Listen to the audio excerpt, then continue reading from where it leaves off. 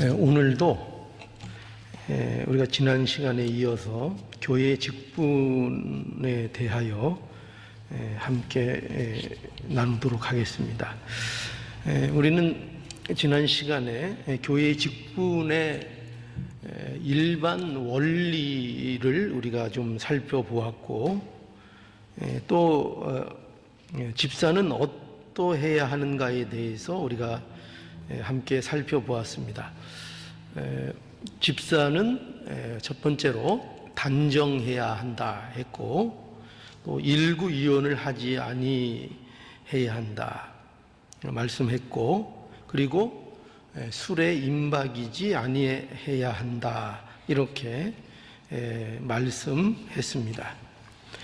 이제 오늘은 계속해서 집사가 어떠해야 하는가 하는 말씀을 이제 나머지 부분을 함께 살펴보겠고요. 그리고 이제 마지막에 보면은 그 집사의 직분을 잘한 자들이 얻는 상이 말씀되어 있는데, 그 상이 구체적으로 무엇인지를 함께 보며 우리가 은혜를 나누겠습니다.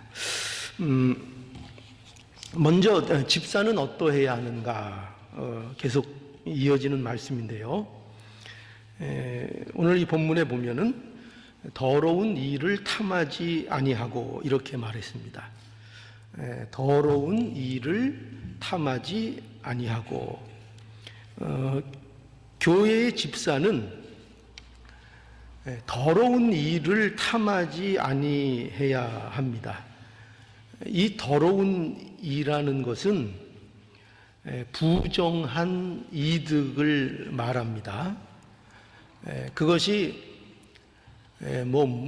기본적으로 물질적인 이해가 가장 쉽겠죠.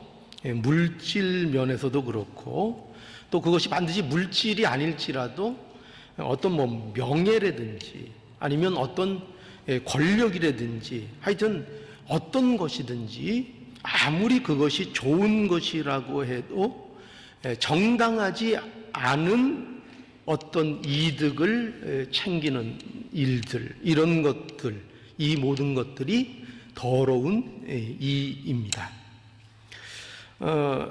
이 말씀은 우리에게 무엇을 먼저 교훈으로 주는가 하면, 교회의 직분자는, 특별히 오늘 이제 집사의 자격을 우리가 함께 보고 있는데, 교회의 집사는 물질에 대한 바른 가치를 가지고 있어야 한다 하는 것입니다. 바른 물질관을 가지고 있어야 합니다.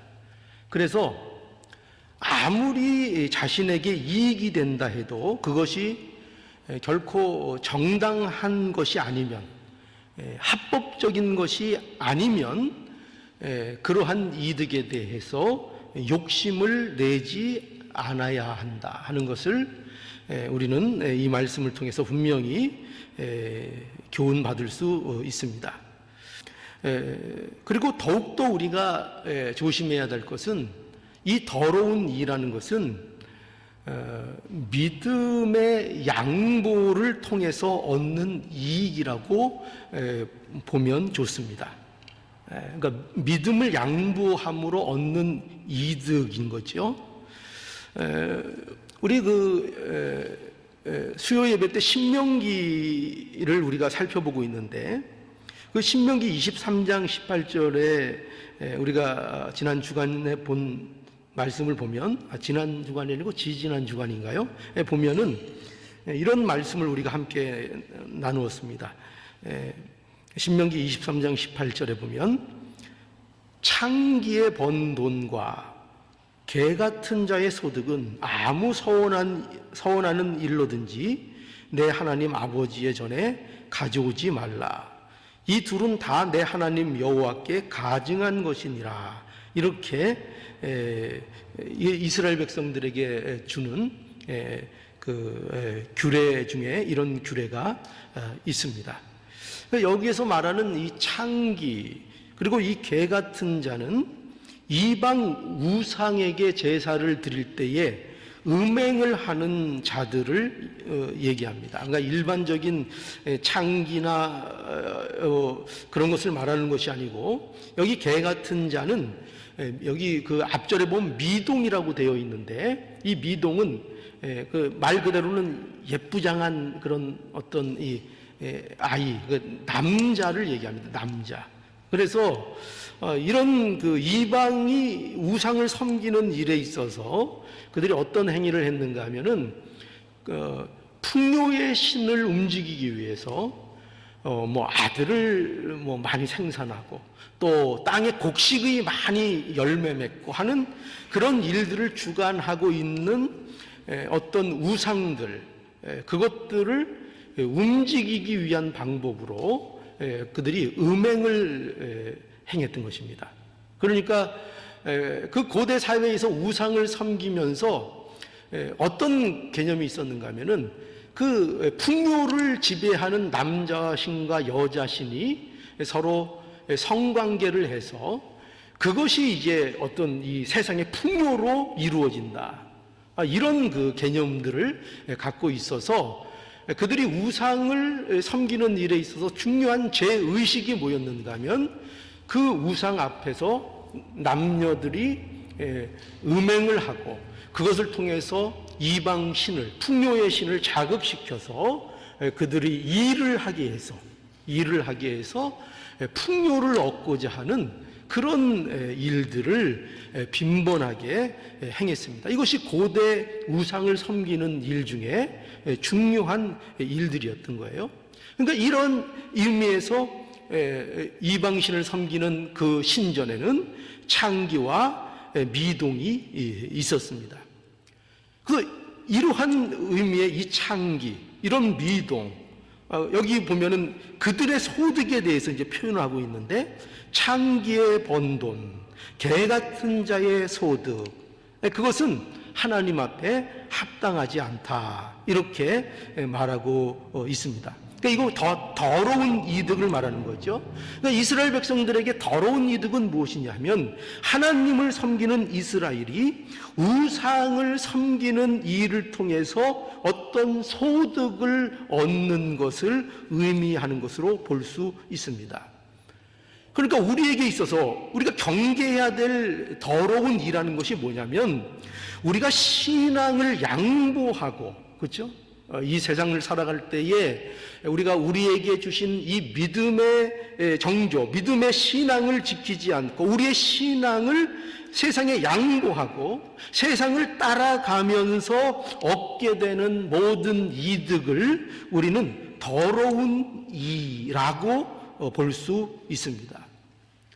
그러니까 아무리 그것이 좋게 보이는 것이고, 아무리 내가 유익을 얻고 세상적으로 돈을 벌고 성공을 하는 그런 모습, 그런 것을 거두었을지라도, 그것이 만약에 나의 신앙, 하나님께서 내게 허락하신 신앙을 양보하고 따라감으로 얻는 이득이 되고 있다면, 그 모든 것들은 더러운 것입니다. 더러운 이. 그것은 여기 이스라엘 백성들에게 말씀을 주었듯이 그것은 마치 창기의 번 돈과 같고, 그것은 개 같은 자의 소득과 같은 것입니다. 더러운 이인 것입니다. 그러니 우리 하나님의 일꾼, 특별히 하나님의 교회에서 하나님의 일꾼으로서 특별히 직분을 맡은 자들에게 있어서 더러운 일을 탐한다는 것은, 이것은 참으로 합당하지 않은 것입니다. 그 더러운 일을 취하는 것이 뭐라고요? 기본적으로는 물질의 양심을 쓰지 않는 것이죠. 물질관을 바로 갖고 있지 않은 것이고, 세상적인 탐욕안에 머물러 있는 것이고, 그것이 합법적이지 않음에도 불구하고 그것을 얻으려는 욕심과 그 일들을 행하는 것, 이 더러운 일을 탐하는 자입니다. 이 일은 우리 기독교인, 특히 하나님의 이 일을 맡은 자들에게 있으면 안 되겠고, 또 특별히 영적으로 우리가 더 보자면 하나님을 배반하고 신앙을 따라가지 않고 신앙을 양보해서 얻는 모든 소득이 더러운 일이라는 것을 우리가 좀 알아야 되겠습니다. 그래서 이 면을 경계해서 내가 하나님의 교회를 섬기는 자로서, 하나님의 일꾼으로서 내가 혹시 더러운 일을 탐하고 있는 자리에 있지 않은가 하는 것을 잘 보살펴 자신을 점검하고 하나님의 일꾼으로서의 바른 길을 걸어가야 한다는 거예요. 자, 그래서 우리는 하나님의 일꾼으로서 더러운 일을 탐하지 아니해야 합니다. 그리고 두 번째로 보면은요, 여기 깨끗한 양심의 믿음의 비밀을 가진 자여야 한다, 이렇게 또 말씀하고 있습니다. 교회의 집사는 어떤 자가 되어야 되는가? 믿음의 비밀을 가진 자라야 한다는 거죠. 믿음의 비밀은 뭘까요? 믿음의 비밀이 뭘까요? 믿음의 비밀은 하나님의 계획입니다. 그런데 그 하나님의 계획은 그 내용이 뭐냐? 그 내용을 알아야 돼요. 그 내용이 뭐죠? 잘 아는 대로 예수 그리스도의 십자가의 대속으로 하나님께서 그의 자녀들을 구원하신다 하는 것입니다. 이게 비밀이에요. 이게 하나님의 계획입니다. 그러니까 이것이 믿음의 비밀이에요. 우리는 이것을 분명히 알고 있어야 됩니다. 믿음의 비밀은 하나님의 계획인데 예수 그리스도의 십자가 대속을 통해서 하나님께서 그의 백성들을 반드시 구원하신다. 이게 믿음의 비밀입니다. 그런데 이것을 왜 비밀이라고 하는가 하면, 이 비밀은 뭐예요? 어떻게 보면 감추어져 있는 것이고 모르는 사람이 있을 수 있다는 거죠. 비밀은 누구만 알아요? 그 비밀을 나눈 사람만 알고, 특별히 하나님의 이 믿음의 비밀은 하나님께서 드러내신 자들, 그러니까 하나님께서 계시해서 드러내서 알도록 해준 자만이 알 수 있는 것이기 때문에 이것은 비밀입니다. 비밀. 그죠? 비밀. 그래서 믿음의 비밀이라 이렇게 말씀하고 있는 거예요. 그래서 집사는 무엇보다도 믿음의 비밀을 아는 자여야 합니다. 그 믿음이 뭔가라는 그 내용을 분명히 이해하고 알고 있어야 하고, 그리고 그것이 신앙의 고백이 되는 자여야 하는 것입니다. 신앙의 고백이 있어야 되는 거예요.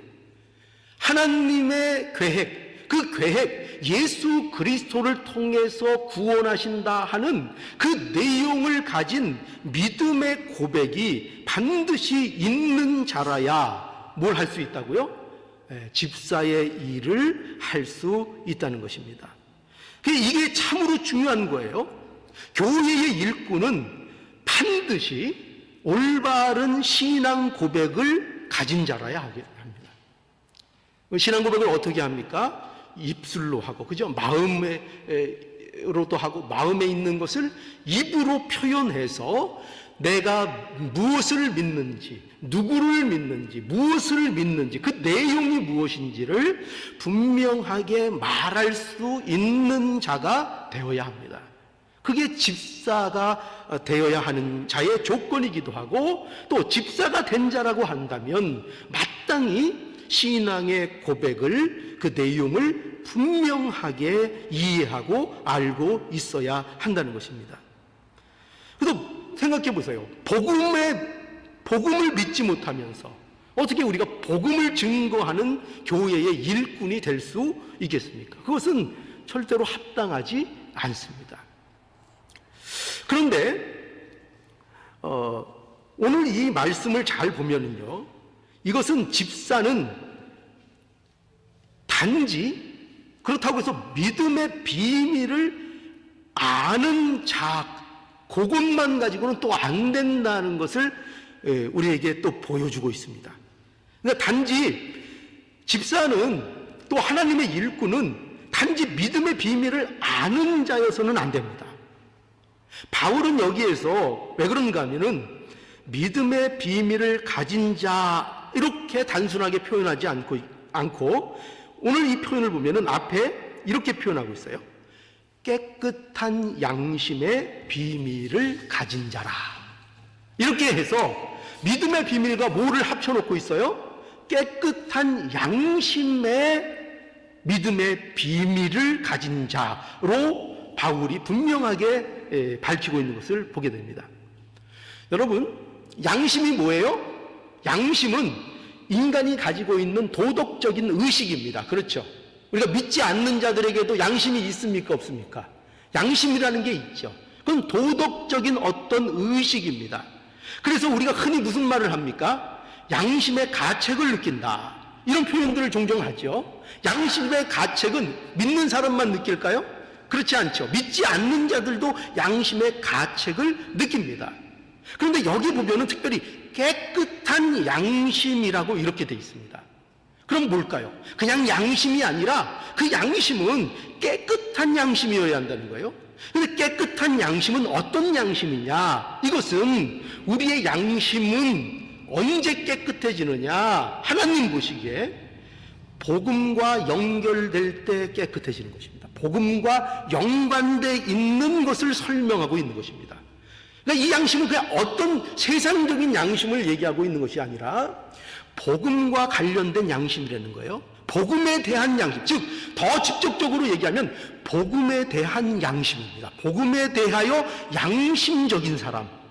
그래서 깨끗한 양심의 비밀을 가진 자라는 이 말씀은 믿음의 비밀을 단지 아는 것을 말하는 것이 아니고 그 믿음의 비밀에 대하여 부합한 자가 되는 것을 말하는 것입니다.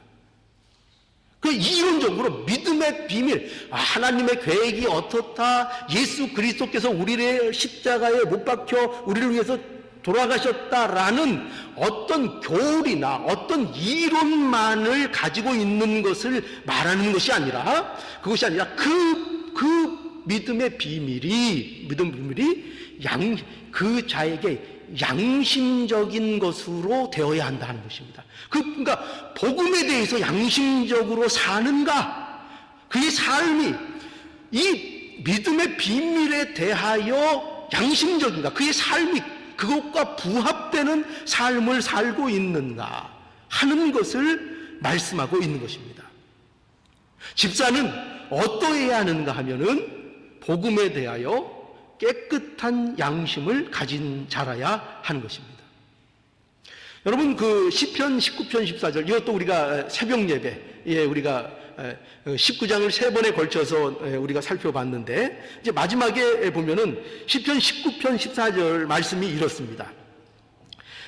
나의 반석이요, 나의 구속자이신 여호와여, 내 입의 말과 마음의 묵상이 주의 앞에 연락되기를 원하나이다.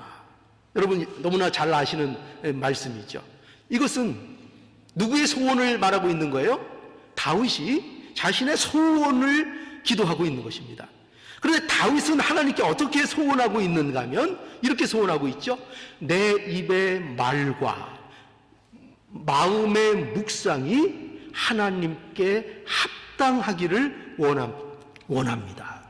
그러니까 이건 무슨 말씀인가 하면은 내 말과 내가 입으로 고백하는 것과 내가 가지고 있는 마음의 생각이, 내가 마음에서 바라는 그 마음의 생각이 일치되기를 원합니다. 나의 고백과 나의 삶의 계획과 나의 삶의 모습이 따로따로가 되는 것이 아니라 나의 고백이 나의 마음과 일치가 되므로 하나님 앞에 합당한 자가 되기를 원합니다. 이렇게 소원하고 있는 것입니다. 이것이 우리 신자에게 있어서 참된 소원이 되어야 합니다. 그러니까 하나님 앞에, 오늘 본문에서 보자면 하나님 앞에 깨끗한 양심을 가진 자가 되게 해달라고 구하고 있는 것입니다. 이 기도는 깨끗한 양심을 갖게 해주시옵소서. 그 깨끗한 양심은 뭐냐? 복음에 대하여 양심적인 것입니다. 복음을 그저 나는 안다, 나는 하나님을 섬긴다, 나는 십자가와 구속을 안다, 그 아는, 그 복음의 내용과 계획을 아는 그것으로 전부가 아니고 그 내용을 아는 자로서 그 내용에 부합된 행동과 말과 삶과 그 모든 것들이 삶 속에서 이루어지는 것, 이것이 깨끗한 양심의 믿음의 비밀을 가진 것입니다. 그러니까 여러분, 믿음의 비밀만 가지고 있으면 안 됩니다. 뭐가 함께 따라 있어야 돼요? 깨끗한 양심의 깨끗한 양심의 믿음의 비밀, 이게 함께 가야 합니다. 함께 가야 합니다. 그래서 우리 믿는 자들은, 특별히 하나님의 일을 맡은 자들은 어디에? 깨끗한 양심의 믿음의 비밀을 가진 자로서 말씀에 부합한 복음에 합당한 자로서의 삶을 우리의 삶 속에서 살아야 한다. 이것이 집사가 어떠해야 되는 덕목이라는 것을 우리에게 말씀하고 있습니다. 이것이 오늘 말씀하고 있고요. 집사의 자격으로. 그 다음에는 우리가 조금 여기 정리를 좀 해야 되는데, 우리가 생각할 것은 이겁니다. 집사는 어떠한 품성과 자질을 가진 자가 돼야 하는가 할 때, 이제 우리가 알 수 있는 것은 자기 집을 잘 다스리는 자이어야 한다 하는 것입니다. 그래서 오늘 이제 본문 12절을 보면 12절, 집사들은 한 아내의 남편이 되어 자녀와 자기 집을 잘 다스리는 자여야 한다, 이렇게 말씀하고 있죠.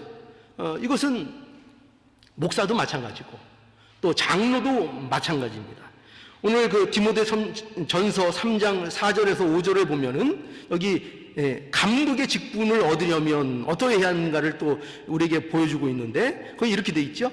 자기 집을 잘 다스려 자녀들로 모든 단정함으로 복종케 하는 자라야 할지며, 사람이 자기 집을 다스릴 줄 알지 못하면 어찌 하나님의 교회를 돌아보리요 라고 해서 감독이 되는 자들, 특별히 교회의 목사 또 교회의 장로들에게도 자기 집을 잘 다스려야 한다, 이렇게 말씀하고 있습니다. 모든 직분자는 그러니까 자기의 집을 잘 다스리는 자가 되어야 한다 말씀하고 있는 거죠. 그러나 이것은 이런 뜻은 아닙니다. 뭐냐면 완벽한 가정을 이루어야 한다는 뜻은 아닙니다. 어떤 흠도 발견할 수 없는, 그저 전부 다 자녀들도 말 잘 듣고 아무 문제도 없고 이런 가장만이 이런 직분을 맡을 수 있다, 그런 뜻은 아닙니다. 그러니까 그리스도인들은 누구보다도 먼저 누구를 사랑해야 하는가? 가까운 데 있는 사람들을 사랑해야 합니다. 그 가장 가까운 데 있는 사람들이 누구죠? 가족입니다. 가족. 그러니까 이 그리스도인들은 물론 많은 사람들에게 인정받는 것 중요합니다. 먼 데 있는 사람, 할 수만 있으면 원수에게까지도 인정받는 그런 사람이 되어야 합니다. 그러나 우리가 먼저 그리스도인들은 누구보다도 자기와 가장 가까이 있는 가족들로부터 인정을 받도록 노력을 해야 합니다. 우리는 남에게는 잘하면서, 그런 분들이 많이 있습니다. 남들에게는 잘하면서 정작 가까이 있는 사람들을 소홀히 여기는 사람들이 꽤 있습니다. 가까우니까 무관심한 사람들이 굉장히 많이 있습니다. 언제나 그 자리에 있을 것 같으니까, 언제나 함께 있는 자니까 이러한 자들에게는 무관심해도 되고 소홀히 해도 된다고 생각하는 경우가 많이 있습니다. 특별히 우리 크는 자녀들이 그런 마음을 가질 때가 많습니다. 부모가 항상 옆에 있고 항상 뒤에서 보이지 않게 돌봐주니까 이 젊은 그 자녀들이 부모를 무시하고 부모에 대해서 소홀히 하는 경우들이 굉장히 많습니다. 왜냐하면 너무나 만문하고 늘 그 자리에 있을 것 같으니까, 그죠? 늘 그 자리를 지키는 분 같고, 나는 어떻게 해도 우리 부모님은 나를 끝까지 돌봐줄 거야 라는 믿음이 있어서 그런지 몰라도 언제나 보면은 많은 자녀들은 그 부모들에 대해서 이렇게 소홀히 하고 또 무관심한 경우들이 있습니다. 그래서 우리는 그리스도인들은요, 편하다는 이유로, 가깝다는 이유로 내 아내에 대해서 소홀하면 안 됩니다. 또 남편에 대해서 소홀해서도 안 되고, 부모에 대해서 소홀해도 안 되고, 아이들에 대해서도 무관심하면 안 됩니다. 이것이 1차적이고 가장 중요한 문제인 입니다. 이것이 그리스도인들이 가져야 될, 또 하나님의 일을 맡은 자들이 무엇보다도 그의 소양으로서 가지고 있어야 될 내용이 뭐냐면 가까이 있는 자들에게 인정을 받아야 한다는 것입니다. 그래서 그리스도인들은 먼저 가까운 사람들에게 잘해야 합니다. 여러분, 목사는 가장 중요한 목회지가 가정이어야 합니다. 목사는 가장 중요한 목회지가 가정이어야 합니다. 우리는 믿는 자가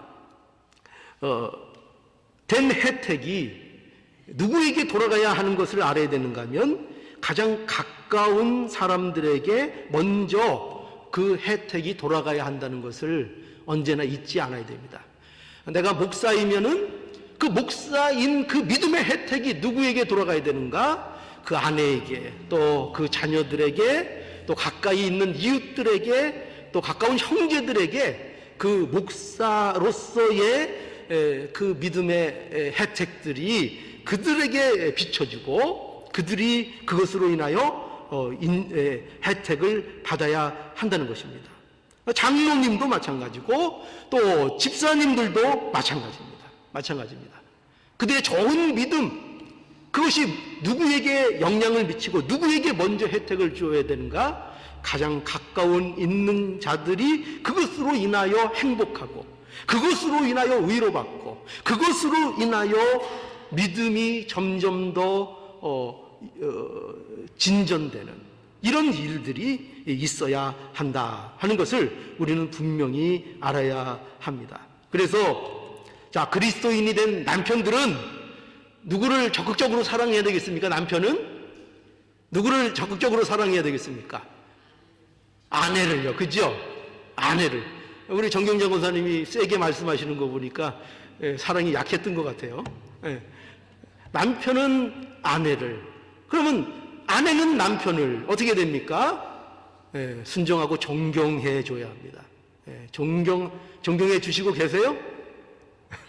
예, 존경해야 합니다.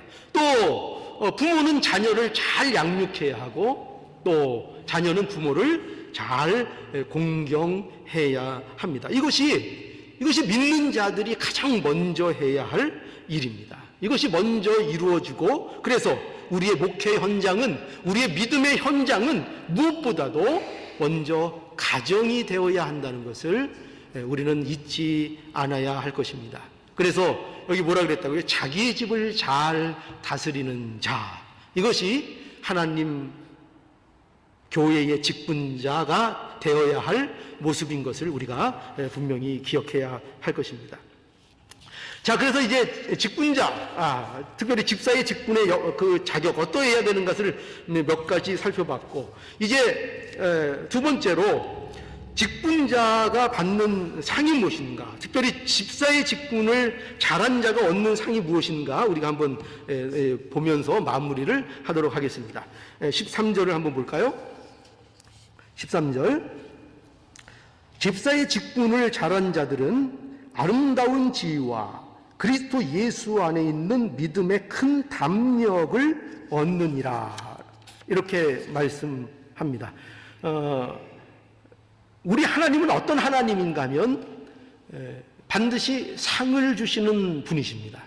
하나님은 뭘 주신다고요? 상을 주십니다. 히브리서 11장 6절에 보면 그가 자기를 찾는 상 주시는 이심을 믿어야 할지니라. 뭐를 믿어야 한다고요? 상 주시는 이심을 믿어야 할지니라. 그러니까 하나님은 마땅히 충성된 자들에게 상을 주시는 분입니다. 그 상을 부정하면 안 돼요.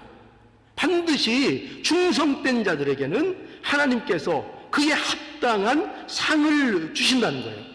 그런데 그 상이, 우리가 생각할 건 뭐냐면 그 상이 세상에서 말하는, 생각하는 상과는 좀 다르다는 것도 알아야 됩니다. 그러니까 상을 주시긴 분명히 주시는데, 그런데 세상에서 말하는 상과는 다릅니다. 어떻게 다른가? 오늘 그것을 본문이 잘 보여주고 있는데, 여기 상이 이렇게 말하고 있습니다. 뭐냐? 그 상은 집사의 직분을 잘한 자들은 아름다운 지위, 이렇게 되어 있습니다. 아름다운 지위. 그러니까 집사의 직분을 잘한 자가 얻는 상이 뭐냐? 아름다운 지위를 얻게 된다 하는 겁니다. 아름다운 지위. 여러분, 아름다운 지위가 뭘까요? 아름다운 지위에 대해서 여러 가지 그 해석이 있어요. 어떤 학자들은 이것을 이렇게 얘기해요. 더 높은 직을 얻게 되는 것이다, 이렇게 얘기합니다. 그러니까 예를 들어서 서리 집사는 안수 집사, 안수 집사는 장로, 이런 식으로 된다라고 해석을 합니다. 여러분 어떻게 생각하십니까? 예, 그래요. 말씀을 이렇게 전한 보람이 있군요. 예, 이제 구별을 하실 줄 아니까 얼마나 기쁜지 모르겠어요. 예, 이거는 옳은 그 관점이 아닙니다. 이 해석은 문제가 있어요. 왜냐하면 직분의 원리에서 이미 제가 말씀드린 것처럼 교회의 직분은 결코 계급이 아니기 때문에 그렇습니다. 결코 계급적인 개념이 아닙니다. 교회에서는 낮고 높은 직분이 없습니다. 교회의 직분은 계급의 직분이 아닙니다. 이런 거 아니에요. 세상에서 회사에 가면은 대리가 되고, 대리는 뭐가 되기 위한 발판이에요? 대리가 돼야 과장이 되고, 과장이 돼야 부장이 되고, 이렇게 있는 거죠. 그러나 교회의 직분은 이런 개념이 아니라는 것을 분명히 알아야 됩니다. 교회의 직분은 하나님께서 그 자리로 부르시는 겁니다. 무슨 다음 단계로 올라가기 위한 준비 단계가 아닌 거예요. 교회에서 주는 직분은 그저 집사로 부르면 집사인 것입니다. 장로로 부르면 장로고, 안수집사로 부르면 안수집사고, 권사로 부르면 권사고. 예, 물론 서리 집사로 있다가 안수집사가 될 수 있습니다. 그거를 부정하는 것이 아닙니다. 그렇게 될 수 있습니다. 그러나 우리가 잘 알아야 될 건 뭐냐면 꼭 안수집사가 장로가 되라는 법은 없습니다. 그런 법은 없습니다. 누구든지 하나님이 장로로 부르시면 신실한 집사들 중에서 장로가 될 수도 있고, 그렇기 때문에 제가 무엇을 강조하려고 하는가 하면은 교회의 직분이라는 것은 올라가는 개념의 계급이 아니라 하나님이 합당한 자리로 부르시는 직분이라는 것을 우리는 알아야 한다는 것입니다. 그래서 언제나 우리가 할 일은 그 부른 자리에서 충성을 다하는 직분자가 되어야 하는 거지요. 그래서 우리가 잘 아는 칼빈은 이 아름다운 지위에 대해서 어떻게 해석했는가 하면은 이렇게 해석했습니다. 교회 내에서의 좋은 평판이다, 이렇게 해석했습니다. 저는 이 해석에 공감합니다. 뭐를 얻는다고요? 아름다운 지위를 얻는다는 것은 자신이 맡은 그 자리에서 존귀함을 인정받는다는 것입니다. 집사는 집사로서의 그 집사라는 직분이 얼마나 고귀하고 귀중한 하나님의 직분입니까? 그 직분에 맞는 고귀함과 존귀함을 대중으로, 이 교회로부터, 우리 믿음의 식구로부터, 믿음의 형제들로부터 인정받고 존경받는 자가 된다 하는 것입니다. 이것이 귀한 겁니다. 그 자리에서 존경을 받는 거죠. 그래서 교회의 모든 직분은 그것이 어떤 직분이든 간에 고결하고 귀한 것입니다. 고결하고 귀한 것입니다. 가장 꼭 직분은 아니지만 교회에서 불리는 가장 아름다운 이름은 뭘까요? 성도. 저는 이 명칭이 사실은 가장 아름답습니다. 성도. 하나님이 거룩하게 구별해낸 하나님의 백성, 거룩한 무리, 성도. 그러나 필요에 의해서 하나님께서 직분을 또 이렇게 그 명을 또 주신 것입니다. 또 그 직분을 우리가 또 귀하게 생각하고 그 고귀함에 대하여 우리가 인정을 해야 하는 것이죠. 그것을 잘 감당하는 자는 그 직분이 가지는 진정한 존귀함이 바로 뭐가 돼요? 그의 상이 되는 것입니다. 그러니까 교회로부터의 존경받는 자, 이 얼마나 귀한 상입니까? 그죠? 하나님의 교회로부터. 여러분, 이게 별거 아닌 것 같습니까? 차라리 나는 그거 없어도 그냥 캐시를 줘, 이러시겠습니까? 여러분, 그거 말고 TV 세트를 줘 이러시겠습니까? 나는 그런 상 필요 없어 이러시겠습니까? 하나님한테 혼납니다. 우리에게 진정한 상, 우리가 정말 귀하고 우리가 정말 아름다운 상이 무엇이냐, 하나님 앞에 정말 구하고 간구해야 될 상, 그게 뭐냐면은 교회로부터, 하나님의 교회로부터, 이 공동체로부터 존경을 받는 것입니다. 존경을 받는 것입니다. 여러분 어떠십니까? 과연 우리는 우리의 직분을 통해서 우리 공동체 내에서 존경받는 자로 서 있습니까? 그것이 우리의 복입니다. 그것이 우리의 상입니다. 이 상을 우리가 받기를 원합니다. 이 상을 받는 직분자들이 모두 될 수 있기를 원합니다. 아름다운 지위를 상으로 얻게 되어 있습니다. 그 다음에 이제 두 번째로 어떤 상을 주시는가 하면 여기 믿음의 큰 담력을 얻는다 말씀하고 있어요. 여기 보면 그리스도 예수 안에 있는 믿음의 큰 담력을 얻느니라. 그러니까 믿음의 큰 담력을 얻는다 하는 이 말은요, 믿음의 확신이 커져가는 것을 말하는 것입니다.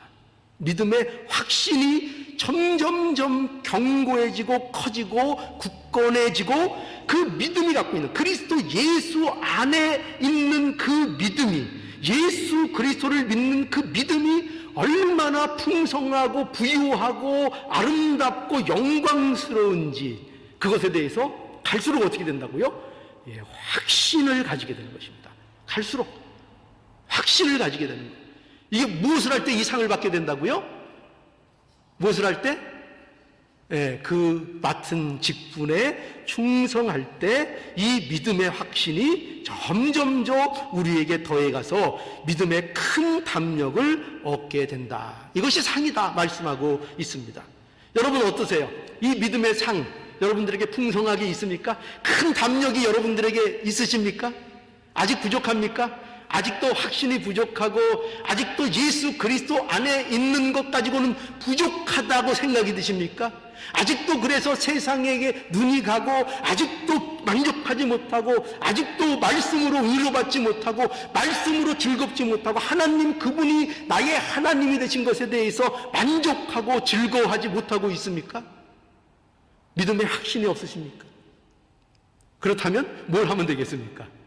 하나님이 부르시는 그 부르심에 대해서 충실하게, 그거 잘하는 자들에게 뭘 주신다고요? 믿음의 담력을 주신다. 그게 상이다. 그 상을 주신다고 분명히 약속하고 있습니다. 그래서 우리는 어떠해야 하는가? 이 말씀을 기억해야 하겠습니다. 오늘 저번 주부터 주신 말씀, 우리는 어떤 자가 되어야 할까? 첫 번째 뭐였죠? 한번 리마인드 한번 해보죠. 첫 번째, 단정해야 하고, 두 번째, 일구이연하지 않아야 되고, 세 번째, 술에 입막이지 아니하야 하고, 자, 네 번째, 오늘 한 거, 네 번째,